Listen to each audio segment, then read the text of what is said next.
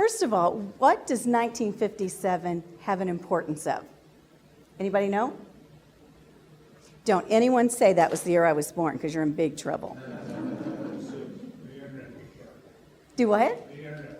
The internet was started? No. Actually, that's when we got our first iPad. Y'all look at me like I'm crazy. We all had an Etch-a-Sketch. That's when we started with our iPads. So let's talk a little bit about the value, though, of social media. I want to tell you a little bit about a diversified survey that I did a few years ago, and it was between two different doctors. One had all of their social media set up, and one did not. So I had the very diversified group of people go through and take this survey, who they thought was the better doctor and who was not. Well, as they went through, it was the doctor who had all their social media set up.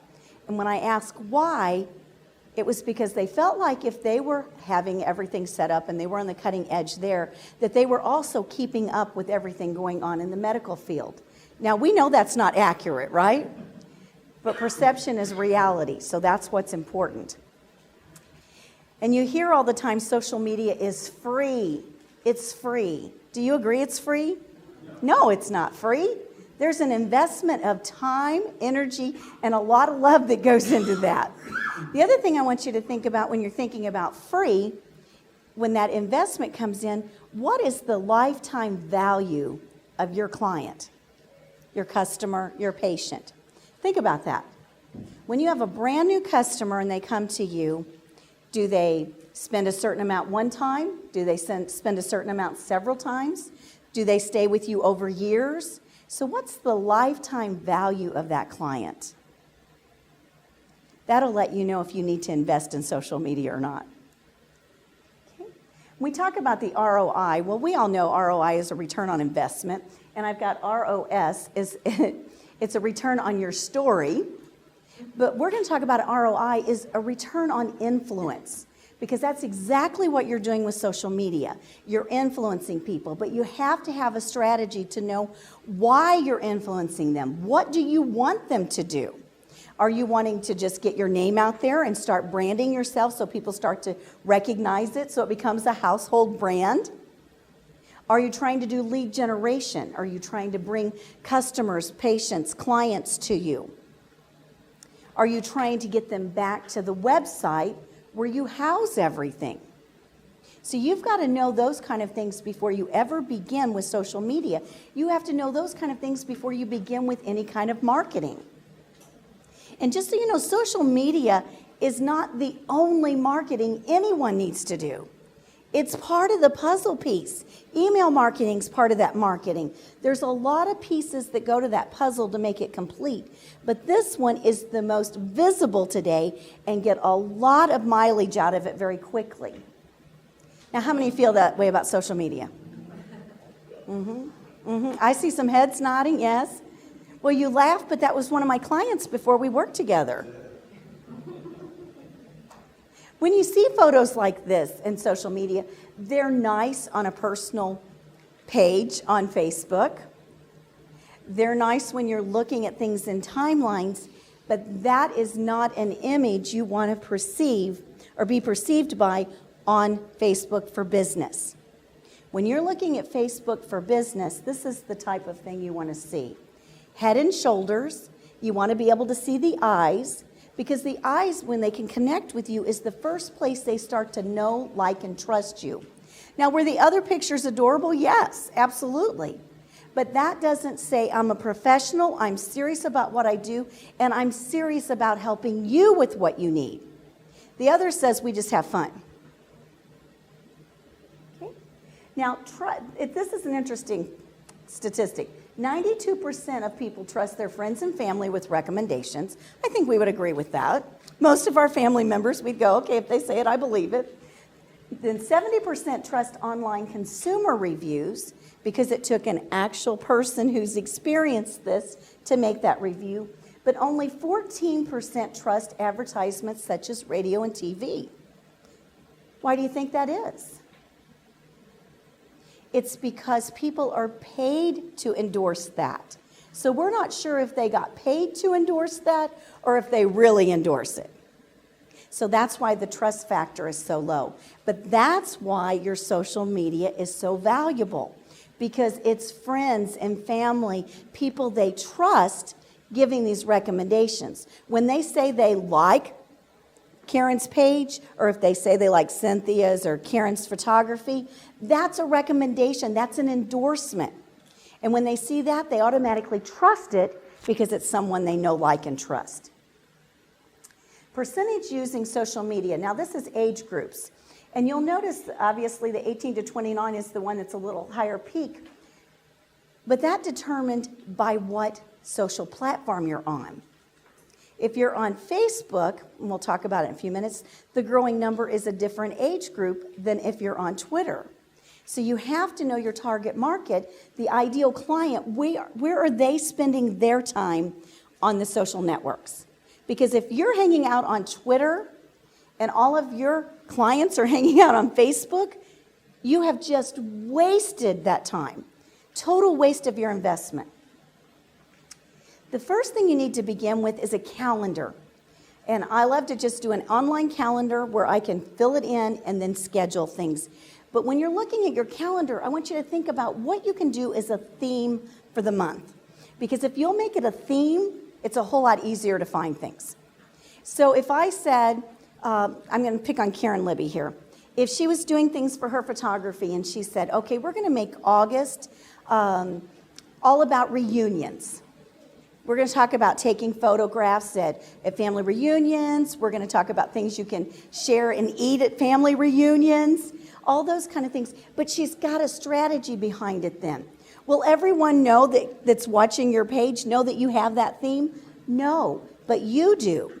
You have to know before you begin that strategy, again, what's my reason for investing in this? Is it because I'm trying to get people to my website? You're going to do a lot more redirects to your website. If you're doing it for branding, make sure you're putting a lot more information out there that has your brand on it. But starting with that strategy of a calendar, it makes it a whole lot easier if you've got a theme to start to pull that together. You know, it's the reticular. As soon as you purchase a vehicle, you see everybody else has the same vehicle. It's the same thing. Once you've got a theme in mind, you'll see things and you go, oh, well, I could share that next month. Or, oh, I could share that. Oh, that would be a perfect picture for that. That would be the great image we need to add to that. Okay. These are the types of things you can share on your sites that people do find interest in.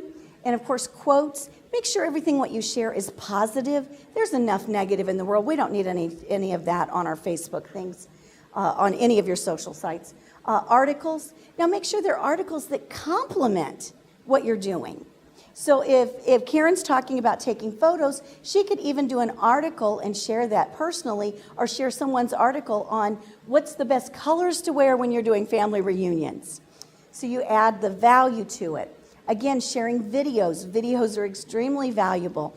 And of course, who owns YouTube? Google. So a lot more love there. Okay, asking questions. Questions causes engagement. And with that engagement, it's what they call social signals. It affects everything online all the way up to Google. So when you look at questions, you ask things. If I were a chiropractor, like Dr. Fazio back there, I might ask, do you have more pain when you're sitting or standing? If he asks that, he already knows they have pain. Second of all, if he's writing blog post, it's the perfect subject for the next blog post. There's a lot to be gained from that besides the engagement, because when people comment on your page is when all their friends and family see your information. That's how things become viral. Then you've, of course, got comments that you can make. And then community. Talk about your community. What's going on? If someone else is having an event, share those types of things. We're all busy professionals. There's no way we can see everything going on in our community, but many times we'd like to participate in those. Let's talk about Facebook. Do you know Facebook is 10 years old? Most people think it's a couple years old, maybe 5 years old, but it's 10 years old. And 684,478 pieces of content are shared on Facebook every 60 seconds. Every 60 seconds. They have 1.3 billion users, 680 million mobile users, 54.2 million business pages. This is what I'm talking about. The largest age groups, the growing age groups on Facebook are 20 to 24 and 35 to 54.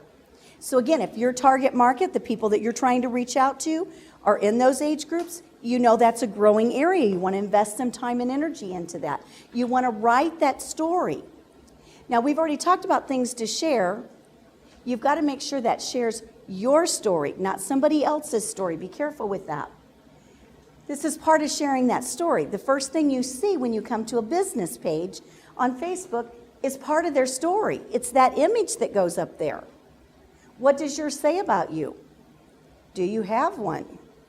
I looked at several even yesterday, professionals, and there were no cover photos. That cover photo is the first thing that starts to tell your story and why they need you or your services. Show you a few more. So it doesn't matter if you're direct sales or if you're at brick and mortar store, it doesn't really matter. Look here. Even though we know John Maxwell, if we saw, Glenda would definitely woot that one. But even though we know John Maxwell is a speaker, we would automatically know by the image what he's doing.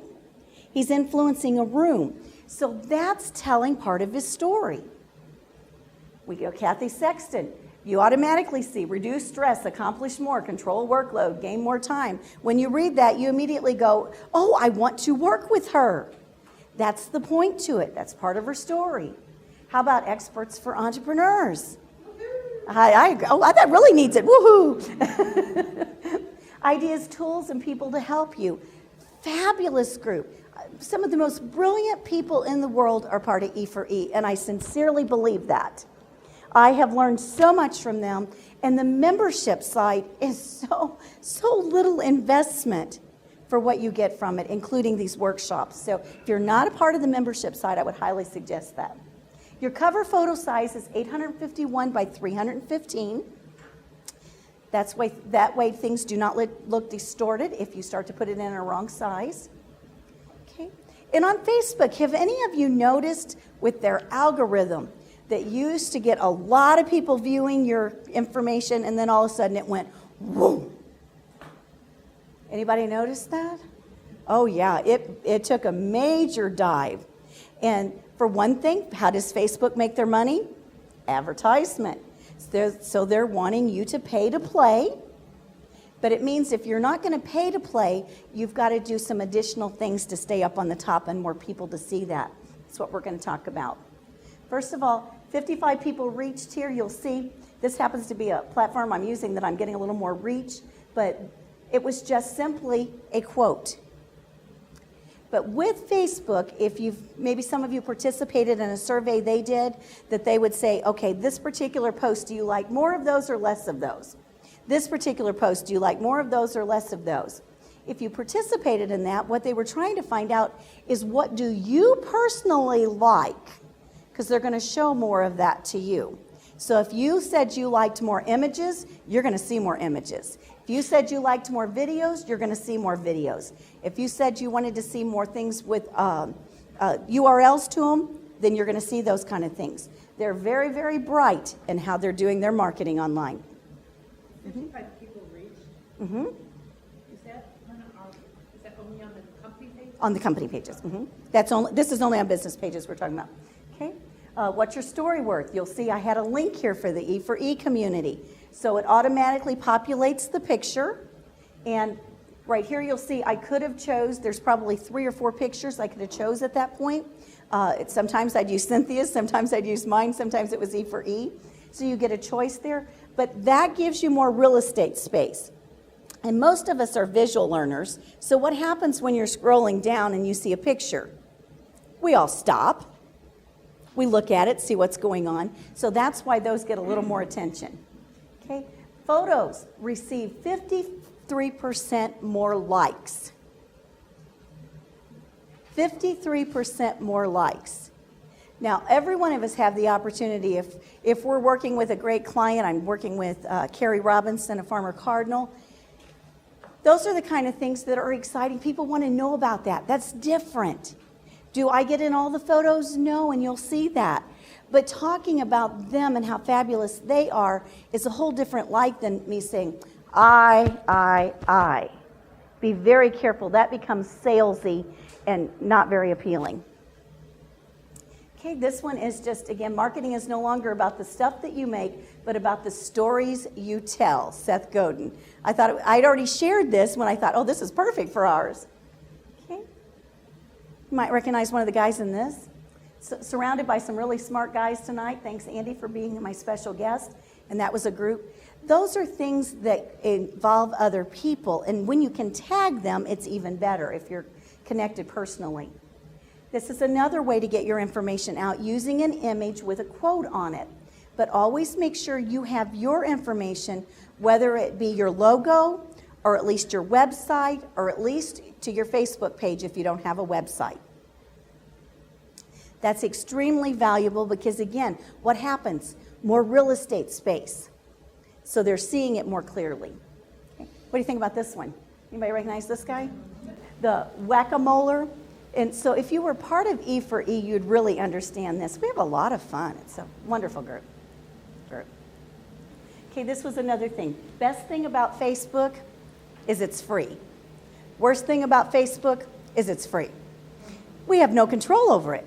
So, and again, you'll see my information at the bottom. So it's something that still has my information. It's got my personal quote, and we keep moving. Now, what about this? What is your story worth? What did you think? How many of you saw this image? Oh, isn't Cynthia Carell amazing? I saw that and I thought, oh, I love that. That got my attention. You had to look and see what it was about because, I mean, let's face it, that's not a common image. You'll hear more shortly. 50% of internet users who do not use Facebook themselves live with someone who do. I call that the referral network. Because what will happen is they'll say, do you know this is going on? And they'll say, how do you know that? Well, I saw it on Facebook. Well, how do you know that? Well, I saw it on Facebook. So they get the information as a referred information, not firsthand, but it's still a viral effect. I don't feel like a twit on Twitter. Anybody feel like a twit on Twitter? Yeah, I know. There's just some that do. We're going to help fix that a little bit. Again, you have to know who your target market is specifically so you know if you are hanging out in the right area. If I were working with an Asian company or anything to do with that, would I spend time on Twitter? Probably not. There's not much value and not much information from them. Okay, 240 million users on Twitter, 200 million monthly users, 400 million tweets per day. 60% of all tweets are done using mobile. Bet some have done it already in here today. I know Tom has. Average user has 208 followers. We know we're not average, so you have a lot more than that, I'm sure. Engagement is higher when? Do you know on Twitter when the engagement is higher? Well, I'm looking for specific times. It's actually Saturday and Sunday. Twitter's engagement is much higher on Saturday and Sunday. How many times to post? When to post? That's probably the most common question I get asked. First of all, how many times to post? Statistics show, believe it or not, 2 to 5 times per day is the best number to post. Now, if you want to get specific, you can post more on Twitter than you can any other. And when to post. Now, again, you have to know your own industry. You don't take statistics to know this. You watch your own analytics to know the best time to post. But statistics are telling us right now, and if you'll think about what it's around, it's before 8 o'clock in the morning, before they go to work, around 11 o'clock, they're going to lunch, 1 o'clock, they just came back from lunch, 5 o'clock, they just got off. Because guaranteed most of us, as soon as we get in our vehicle, are checking out things. I know I'm not by myself on this. Okay. Now, hashtags. These are sharps, not hashtags. Now, I'm so old, when I was growing up, I still thought they were number signs. I don't know who decided to create hashtags. But we know Twitter was the pioneer, but hashtags are used on every social site now. And all hashtags do is allow you to funnel all that information into one section so you can look at it all at one time. All I did was hashtag social media, and you'll notice social and media are together if you want to make it a hashtag. And I just searched that, put in the social media for the results, and this is what comes up. But a whole list of anything that has been hashtagged social media. So it's a great way to follow your industry. It's a great way to follow other industries and find out what's being said. You can have your own hashtag. Nobody owns them. You just want to make sure someone else isn't using it. You know that when you put it in and see what's happening. Believe it or not, LinkedIn has been around since 2003. How many of you joined LinkedIn like I did because someone I knew, liked, and trusted asked me to join, had no clue what it was, and it sat dormant for a long time? Anybody else? Whole room full of people. I love this. We're in this together, guys. Because that's exactly what I did. Till we see value in it, there's no reason to invest. But with LinkedIn, it has brought a multitude of things. Now, if you're on the premium and you're paying for your LinkedIn right now, you have the opportunity to put the big cover photo in the back. It is coming to everyone, but at this point, it's just those that are paying for their LinkedIn. Okay? But it gives you an opportunity. I just took the one, because this is new, took my cover photo and put it in. It worked fine. How many would like an extra $10,000? Okay, now be honest, okay? Sincerely, $10,000 was what one of my clients got just by optimizing. We sat down and went through a coaching session on optimizing her LinkedIn. Someone found her in another state because what she did was relocation, so it was really important, not as real estate, but finding the right location for you to be in. That's what her client paid her for that. So within a week, she had already gained that. I think we could all use a few 10,000s. Twitter, 300 million users, 400% check-in daily, 3 million business pages, 1.5 million LinkedIn groups. Oh, this is Twitter, it's LinkedIn, forgive me. 1 billion LinkedIn endorsements. How many have been involved in endorsements? Okay. A lot of you, good. We're going to talk about those real quickly. First thing I want to talk about, though, is the title. This is the most important piece on LinkedIn. That title right there needs to be keyword rich, meaning the keywords you want them to find you by. You only get 120 characters, so use them wisely. You'll see mine says Karen the Connector, social media coach for professionals, speaker, coach, strategist. I have a little room for call to action. Let's market you. And you notice it has my phone number. The reason why it has my phone number is because on LinkedIn, to connect with people, you have to have their email address if you're not a friend, colleague, or worked with them. So with that being said, I want to make sure that anyone that wants to connect with me can connect with me very easily. Because the quicker they can get in contact with you, the more likely they are to do business with you. Okay. Now with these endorsements, the endorsement just says, I agree, that's what Karen does. She's a big dreamer, she helps people. I agree, that's what she does. Now, an endorsement is not a recommendation. Do not get those mixed up. An endorsement just says, I agree, that's what she does. What an endorsement does for you, that if for some reason that Karen said, I know 2 plumbers, you're looking for a plumber, I know 2 different plumbers, and they're both really great. Well, if I go to their LinkedIn and one has theirs loaded like this, that they're a plumber, and the other one has nothing, what just happened with those endorsements? They directed me to the one that had the endorsements. So that's what that does for you, as well as LinkedIn is quite brilliant because it keeps coming up in the feed that you've been endorsed. They've tried to make a way so you continue building relationships and you don't just collect people. Okay, recommendations is where it's really at. That's the big difference. When you have recommendations that says, I have actually worked with them, or I feel like they're credible, you give them whatever reason you want to use. But when you're giving recommendations, first of all, you have to have 3 to have a complete profile in LinkedIn. But when you're giving recommendations, tell them exactly what you're looking for. I mean, go down the points with them. If I want to talk about today, I might say, you know, Cynthia, I would love a recommendation, and this is what I'm looking for. Was I professional? Was I on time? Was I knowledgeable? Would you refer me? Would you attend another workshop? Those are telling them what you're looking for, because otherwise what happens if I say, Cynthia, would you give me a recommendation? She goes, sure, but what am I going to, what does she want me to say? And so she goes, I'll get to that later. And then she sees it again and she says, I still need to do that. Yeah, I do. But I still don't know what she wants. And it gets to later, and many times we just don't do it because it's become embarrassing now.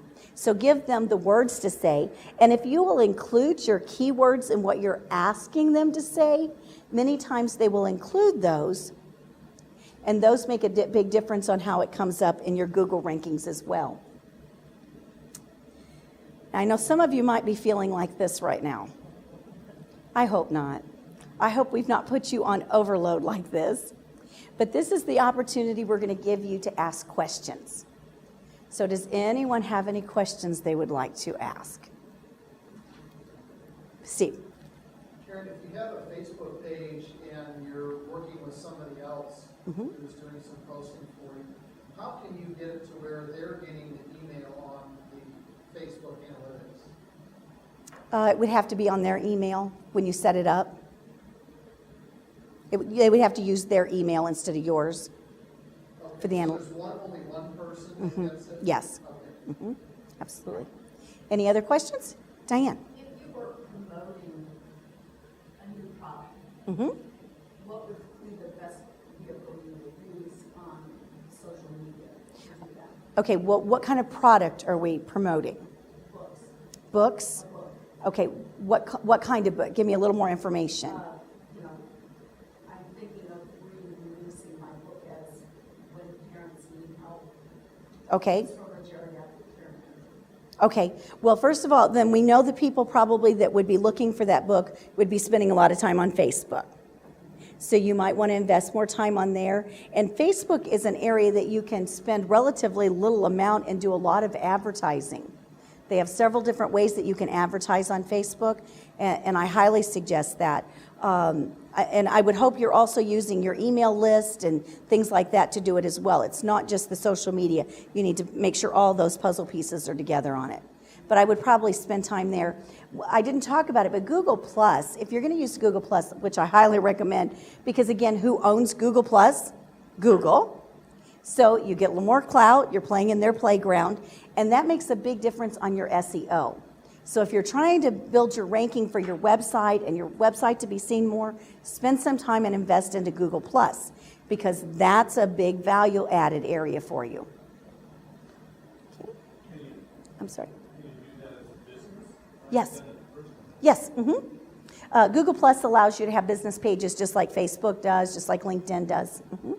So, Karen, I want to ask two things. One, do you think that you really get your value by paying the extra on LinkedIn, paying the premium to upgrade your services to LinkedIn? Glenda, I think it depends on who you are and what you're trying to do with that. For many, the free service is just fine. If I'm trying to connect with more people and I'm trying to do more direct mail that I don't have any other way to connect with them, the premium is definitely needed. So it kind of makes the difference. Tom, do you have anything to add to that? Okay. The other thing I wanted to ask about was I loved your benefit that you described for endorsements on LinkedIn. What I've always been told though is that people don't really appreciate the endorsements. That because quite honestly, if you're on LinkedIn, you're always getting prompts to endorse someone for a particular skill. And I think a lot of people think, well, what the heck? I'll just click on it. I know that's kind of what they do, but they may have never actually worked with the person. So That's okay. endorsements come, fairly. And I've heard that they're really not that valuable. But I like what you said. Right. It depends on what you're using them for. And they're trying to make sure that you're being seen more often. So they're building that relationship. Because guaranteed there's people that, that we're connected with on LinkedIn that we really don't know, that maybe we've never even met in person. And there's value to that, because when I started, they said only connect with people those be very, very careful. So I had my 5 people that I would recommend my mom to, So, but you lose a lot of value. It's all those additional connections, all the introductions that can be done. You lose business, they lose the opportunity to find you. Well, and there are testimonials too. In that thought. Oh, absolutely. And the thing I love about the recommendations on LinkedIn is they can't be manipulated. No one can embellish them. Because if Glenda gives me a recommendation and she has a typo in it, I can't change it. She has to. That's credibility. It says, I didn't embellish it in any way. You know, we would hope people don't do that, but they know they can. So, Andy? Okay, personal pages versus business pages, and how do is there a good way to connect them, or do you want to, or, just kind of address that whole topic? Sure. At one point, it was like, first of all, it only started out personal. So we had everybody we knew were already meshed in there. Didn't make any difference. They're meshed. And then now all of a sudden, then they offered us business pages. Well, we prefer the people on the business page. First of all, you get SEO from the business page that you do not get from the personal page. The personal page, your friends did not sign up to say, we're friends or family and expect to hear about your business every day. They signed up because they know, like, and trust you as a friend or family member. When they opt in or become a fan or like your page, and it's a business page, they're saying, I'm giving you the right, legally you have the right now, to share anything you choose to on that page that has to do with your business. Now, the best thing you can do, now there's value to both sides of that, because I have a large group that I'm friends with, and then as well as my business page. So there's times that I will go over and take things from my business page, personal, to my business, and share it on my personal. Because that keeps my brand still going. So if I'm on my personal page and I put in my business at the top and search for it, click on it, and share it from there, you're still seeing my branding go with that. And it's still going out to friends and family, but on a smaller scale. It's not everything I send out. And it's I'll tell you, Andy, it's very difficult to get all your friends and family over to your business page. As much as we try to encourage that, it's not an easy task. But it's the best thing you can do when you're wanting to give a lot of valuable business information. Okay. Deb? So is Facebook personal is one login, and then the Facebook businesses are second? Actually, Login, but then it's both? okay, you have to have a person that it can't be just that, you have to have a personal profile. And then what happens is at the top of the page, you'll just click and toggle over to it. Right. You don't have to log in separately.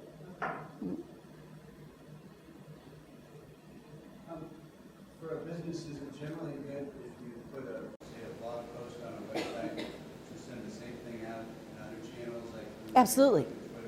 Absolutely. Because you don't know who's going to be on and when. And that's the thing, even with Facebook, even though you may have 1,000 people that are on your business page that have liked it, only 10 of them may see it. So that's why putting it out so often, everybody goes, oh my gosh, once a day would be way too much, because my people are going to get tired of that. They probably didn't see most of them. That's why you have to do it so often. And of course, Facebook determines with their algorithm who's going to see it and who's not. But when there's engagement, they say, oh, they want to see that. So it shows up more often in their feed. That's why we encourage the engagement. Karen? Is there a limit to business pages? No. You can have as many business pages as you choose. One personal profile, but as many business pages as you choose. So if you get back to the analytics, if you want somebody else to get the analytics, you reassign that Facebook page to somebody else, or you just change the email address? You can just change the email address in there, and they'll automatically start getting it. Will you go back to it? You just made a comment about Facebook and their algorithm, and Mhm. they determine how many people will see what you're.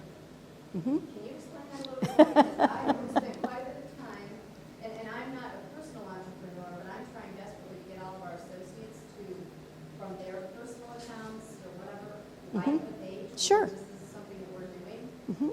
And if I'm finding out that Facebook is controlling that only 50 people out of the 100 I've worked so hard to get are seeing it, Mhm. is that what you're saying? Absolutely. Oh my goodness. Mhm. Karen, That's it. okay. I thought I could share it, thank you. I'm sorry? Do you think it helps to share it on your profile? Like- Yes. Yeah. Yes. To help Yes. the brand engagement. Yes.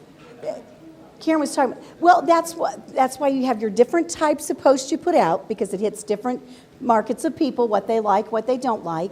And the other thing is to do it often enough that people are starting to comment, because they'll see it in their feed. Now, there is a way that you can put on there, when you like a page, you can, if you'll hover over it where you like it, it'll drop down and you can see get notifications. Now, at that point, they'll see everything that you put out. So if it's someone that I'm following closely, I want to get all their notifications. But you don't want to do that with all of your friends and family, because you'll never get done reading notifications. It's a business page. Sure. So it's not a personal. Mhm. So one more question kind of around that, because one of the things that we struggle with in getting people to like the page is that they feel if from my personal account I like that business page, then that business can see my personal. And I've tried to No. explain to No. everybody that no, when No. you like the page, you can see what Lexi posts, but Lexi can't go in and see what you did No. Friday night. No, Because they certainly don't want Big Brother company seeing what they did on Friday night. no, You know, no. I mean, and that's There's why no that's- connection. That's a barrier that we've had. Sure. To find out, I mean, our average age in our company is 48, and for the longest time, we said, oh, they're not on social media, and yes, they are, they're all right here. In their pocket, they may not have a computer, you know, Right. because they're living rurally. But that was, when we kind of dug deeper, that was the impression and the understanding, or misperception. It is a So misperception. it Mhm. was hard to get them to like it, and I just learned that Facebook is controlling them. Oh, Facebook does. That's why they have the advertisements, so you can pay to boost it, and, you know, on occasion. Mhm. Right, right. But no, but if they will go to, if you will take those same people and they will go on a regular basis and comment or like something on that business page, you will show up in their feed more often. Right, okay. Because it's the Facebook is going, oh, they like it, there's engagement, they're commenting, let's let them see more of it. So that's where the algorithm picks up there. So my current core group, I need to really say, come in here and say That's, something. oh, absolutely. And besides that, then, now that's when their friends and family can see it. They see what's the business is going on. Mhm. Right. Mhm. Okay. And that's another misconception too. Even on the personal page, many times people say, everybody's going to see my information. Well, if you don't post and you don't make a comment, your friends and family aren't going to see that probably anyway, because they're not going to go to your page and look for it. So Karen, you were talking about getting people to like your stuff. Mhm. Because if they like your stuff,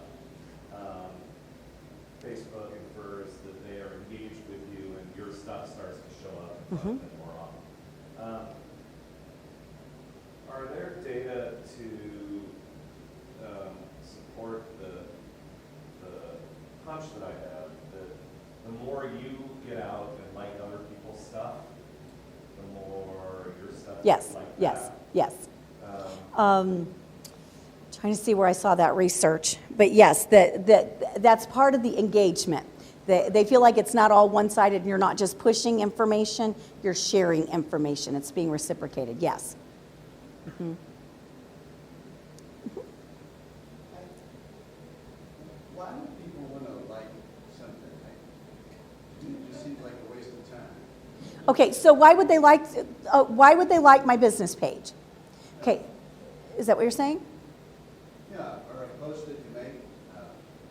Oh, just because they liked it, whatever it might be. Like the one post, obviously, about your story with Seth Godin, I can guarantee Cynthia would come in and go, oh, I definitely like that. You know, it's all about our story today. So they're liking the information, and they're just saying basically they endorse this. And then you'll get people that will do it on a regular basis. Andy comments on a lot of things on my page.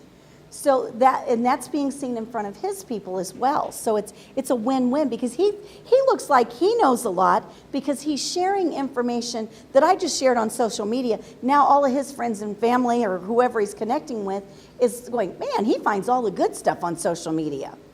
Now he's being seen for it. I think another part to answer that question is, if you think of it as a big party or a big conversation, when you hit the like button, this is your opportunity to put your 2 cents in. Mm-hmm. So you're just, Nice way to put it. yeah, you're just raising your hand saying, yeah. I like that. And people often like to put their 2 cents in, and that's how they're doing it. Mm-hmm. Yeah, and it also gives you the opportunity to tailor the content that you're going to see. Because to Correct. Karen's point, Facebook is now